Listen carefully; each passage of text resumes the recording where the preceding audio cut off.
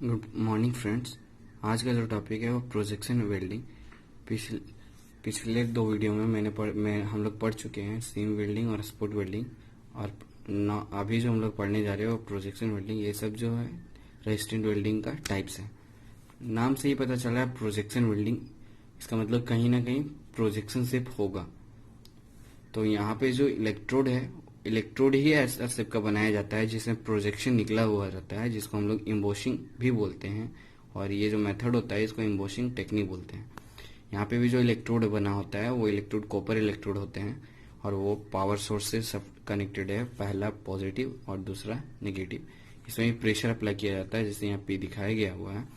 जो भी सीट्स को मुझे वेल्ड करना है वो ये दोनों के बीच में डाला जाता है, और जहां जहां इम्बोसिंग है यहाँ पे रेजिस्टेंस डेवलप होता है। और ये रेजिस्टेंस के कारण, जैसे ही इसमें भी प्रिंसिपल सेम होता है, हाई करंट और लो वोल्टेज अप्लाई किया जाता है, जिसके कारण जहां जहां पे ये कांटेक्ट रहता है, embossing will contact in the sheet metal, वहां पे मेरा हाई डेवलप होता है। और हाई डेवलप के कारण जो यहाँ पे मेटल होते हैं वो मेल्ट कर जाते हैं, और बाय अप्लाइंग दी प्रेशर और we can say the force या प्रेशर अप्लाई करने के बाद ये जो होते हैं वेल्ड हो जाते हैं। इसको हम लोग नेगेटिव बोलते हैं। ये लगभग लिक्विड के फॉर्म में हो जाते हैं लगभग, और ये जो आफ्टर अप्लाइंग प्रेशर ये पूरी वेल्ड हो जाते हैं।